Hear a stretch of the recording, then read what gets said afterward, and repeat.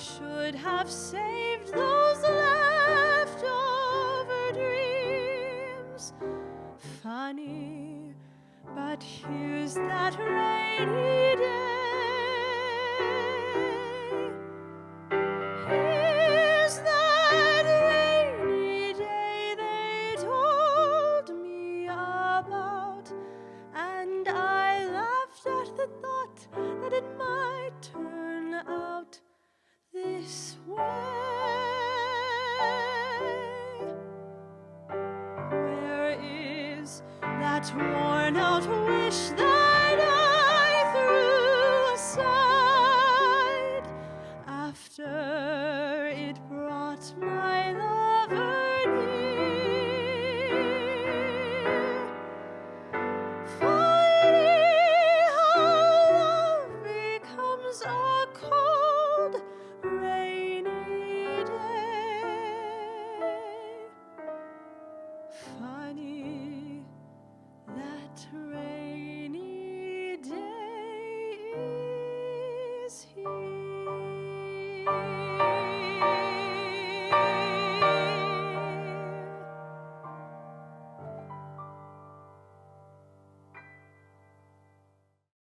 So Emily, I'm so happy that we can make this video today because it gives us the opportunity to spotlight one of these great Hollywood songwriters whose name is maybe less familiar, even though their work is familiar, and to kind of try and understand why it is that in Hollywood, songwriters maybe weren't quite as visible as they were on Broadway. I thought we'd have an expedition into the history of Tin Pan Alley and Broadway and Hollywood publishing. So in 1914, ASCAP was set up. This is the American Society of Composers, Authors, and Publishers. And what it did was to make it possible to collect royalties for performances of songs, and ASCAP would then divide them partly between itself and partly between the publishers and the songwriters. And usually it would be a 50-50 split or that sort of thing. And this was an important moment because it made manifest the idea that popular song was literature as opposed to just stuff that people were singing, if that makes sense, because it had to be in textual form. And one of the rules is that as a composer for ASCAP, you had to be able to read and write music, which was a big problem for one of the original group of people who set up ASCAP, namely Irving Berlin, who could never read and write music. So they allowed him to get away with it, but everybody else had to be a composer in the sort of European sense, in the classical music sense, which kind of makes sense when you think that all these song sheets are the equivalent of Schumann or Brahms, songs being of a certain length and published in a certain form and engraved in a certain form. And if we then think about the career of Johnny Burke, he was born in California. He went to the University of Wisconsin-Madison, and then he joined the Chicago office of Irving Berlin's publishing company. And it was during those years that he then got together with his first major composer collaborator, this guy called Harold Spina, or Spiner. I assume it's Spina, but he's been dead a long time and I don't really know. But let's assume it's Spina. And together they wrote a series of songs that were basically written as standards. So there wasn't an attempt to write them as musicals either for stage or screen. And this was the model that he pursued for some years. And what we can see is that he's publishing them under the Bourne Music Company. So he's not getting any money from the publishing side, he's getting it only from the composer's bit of the royalty.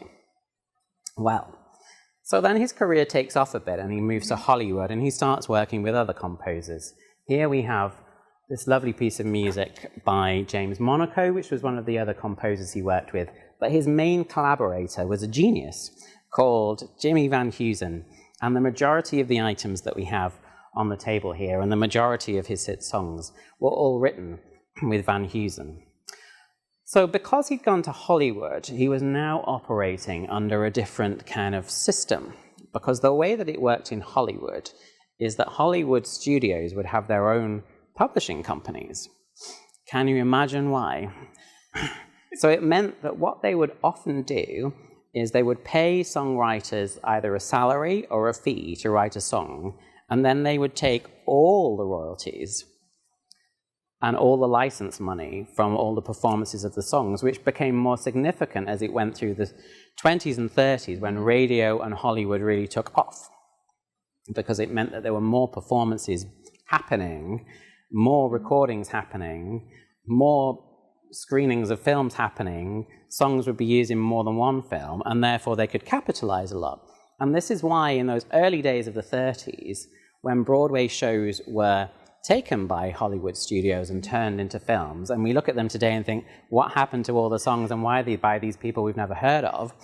You know, examples being like Anything Goes, for example. Sure. Very few of those early stage-to-screen adaptations contain most of the songs from the shows. And it's not because of length particularly, it's because they could make more money by hiring one of their songwriters or a team of songwriters to write new songs that they could then fully capitalize on. And they might retain one or two of the hits that they've paid for the rights for, but basically they wanted to create new material. So if we look at some of the film songs that we have here, you can see at the bottom that we're seeing Famous Music Corp. And this is the publishing strand of Paramount Studios. And 40 years later, this tradition was still being kept up. Lerner and Loewe, who wrote My Fair Lady in 1956, wrote a film musical at the end of their career in 1974 called The Little Prince. This was known as a work for hire. So they were paid a fee to write the score and the screenplay for this film, and Paramount owned the work. So the estates, the writers didn't control the work at all once they'd put it out into the world. And you can see Van Heusen is going from this sort of Tin Pan Alley type of tradition into Hollywood, where he would have been making good money, and yes, his name is on the films, but you can see someone else is controlling it. So then, clearly, he and Van Heusen managed to do some kind of deal, and I honestly don't know a great deal about this, but we start finding later on, as his career goes on, that Famous Music is still publishing these songs, but suddenly the publishing company is known as Burke, Van Heusen and Associates Music Corp. Sole selling agent, Famous Music Corp. So we should make it clear and clarify that by publishers, we don't necessarily mean that they were literally printing music. Mm-hmm.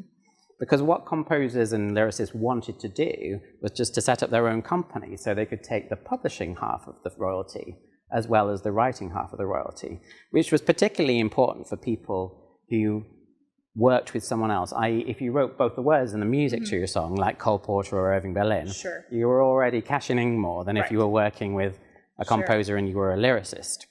So that's why all of these figures set up their own publishing company, but they didn't want to print the music because...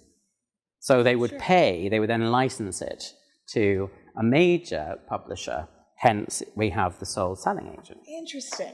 Out of this, we then finally have, bringing us back to the idea of songbooks, a songbook. Here we have great songs by Johnny Burke and Jimmy Van Heusen. So it's only by the 50s that we're starting to see this idea of them having their own songbook and having some kind of identity. But they're a long way into their career by this point. And clearly it looks like something messy was happening in the sense of who was owning what. And it's not just about making money, it's about control. So if they didn't have the right to say, so-and-so artist can record this song or this can be reused, if the studio is saying no, then it holds back the career. So that is his Hollywood career.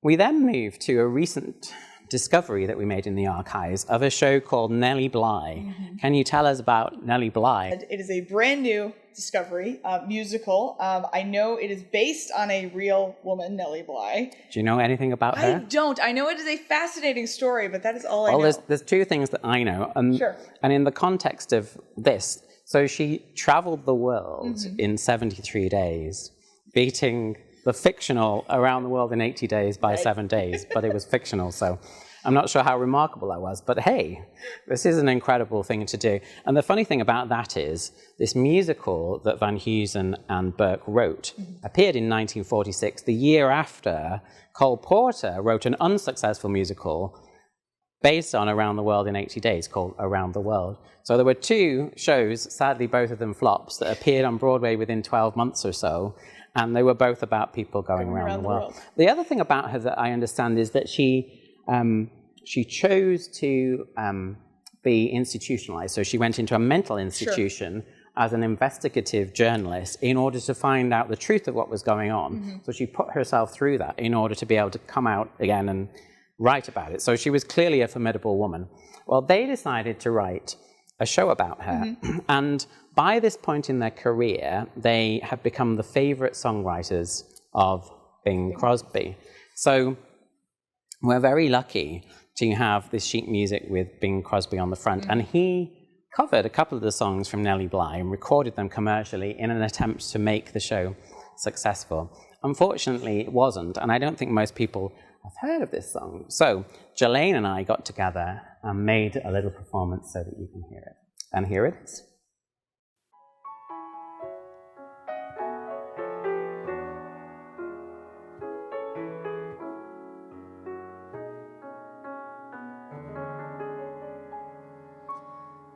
When it comes to Fall Guys, I'm the worst.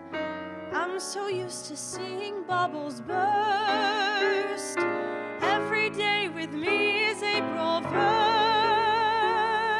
Please, no glances, no advances. Just my luck to like your eyes. When all the time I know that can't be wise. Just my luck, your lips are lovely. That's why they're so good at lovely lies.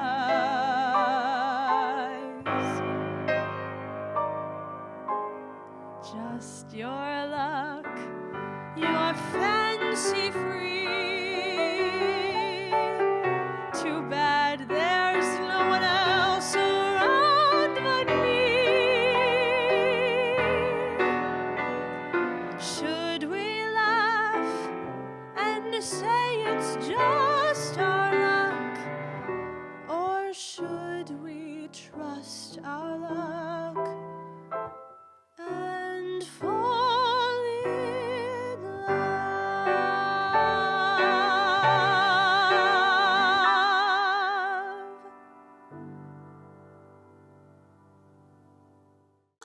So if we think of why some of these Hollywood composers aren't remembered so much, or their names aren't so familiar, it's because of this sort of status that they had, where very few of them had any power in the Hollywood industry. And an outlier was someone like Irving Berlin, who managed to negotiate with RKO when he was writing the score for Top Hat, for Fred Astaire and Ginger Rogers, that he would be paid a flat fee of $75,000 and he would retain the publication rights for his own publishing company, which was a major deal in the context of all of this, where normally studios would want to own it all. So clearly what Van Heusen and Burke wanted to do was to try and emulate Berlin and Cole Porter and Rodgers and Hammerstein, all of whom had success on Broadway, because on Broadway, the composer in particular was king, but also the lyricist, that the writers were at the heart of what made these works. The writers were almost the reason why people went to these shows, maybe secondarily to the stars, but certainly in the 40s, I don't think people were going to see something like Oklahoma because of who was in it. They were going because it was Rodgers and Hammerstein and the songs had become famous, which reminds us again of how this body of literature gained this kind of work identity that wasn't associated necessarily with one particular performer, but it was something to revisit and had this particular life of its own that kind of spoke to different people. So rather than it being simply attached to an individual and their identity, it actually had the ability to speak beyond those individuals. So for all of these reasons, they tried to write for Broadway. And as we've already said, Nelly Bly, which seems like a great topic for a musical, ran only 13 performances in 1946. It went through more than one book writer, the whole thing really struggled. They tried again in 1952 with Carnival in Flanders, which we heard that excerpt from earlier. And here we've got a copyist score from the original production in 1952. It ran for 5 performances only, but remarkably, Dolores Gray, whose name is at the top there and who was the female star of the show, won the Tony Award for Best Actress, despite only being in it for a few days. So that says a lot about her impact. Sadly, there was no cast album recorded because it was that much of a flop. But you can see that they're trying to go in this direction of establishing themselves as writers. Lastly, we have the musical Donnybrook, which opened in 1961 and ran, I think, about 68, 70 performances. And this one is unusual compared to everything else on the table because the music is by Johnny Burke as well. He was like several other lyricists. Alan J. Lerner is another one, Johnny Burke, where actually they were really accomplished composers as well as lyricists, even though they tend to be better known for their work as lyricists. So here we have Burke writing both the music and the lyrics. The show is based on the movie The Quiet Man with John Wayne. And you can see why this would have appealed as subject matter. The movie was very successful. The Irish community in New York was significant in its visibility, and yet it didn't really take off and is not very well known. However, we have a very exciting Songbook Foundation story related to this that happened only this year. We do. Tell me. So we had a researcher look at some of our finding aids that lists a variety of different items in our collection and said, you have reels that have the music from Donnybrook on them, including things that say never recorded or never heard for Donnybrook. And so he reached out and said, do you have them digitized? We digitized them and got them to him. And now there is a newly released original Broadway cast recording of Donnybrook that includes not only the songs that were in our collection, but also some archival footage that hasn't ever been heard before, which is fantastic because it not only lets Burke live on again and introduce this to a new audience, but also shows the importance of why keeping all of these items and keeping all of the reels is so valuable to future generations beyond our lyricists and composers. Absolutely. So I'm seeing 14 tracks on here that have come from the archive. We've got 2 songs that were cut from the show, Sunday Morning and You Made Very Little Impression on Me, and then 12 tracks of piano themes, which presumably are Johnny Burke working out the music for this show. So this is a really good example, as you're saying, of the archive having a dynamic relationship with the outside world. It is not just about preservation in the sense of keeping it here, but that actually by partnering with other people and other organizations, we can bring the work of the foundation to the wider public. Well, thank you so much for this deep dive into Johnny Burke. If you'd like to learn more about the Burke collection, as well as our numerous other collections here, please visit us at thesongbook.org.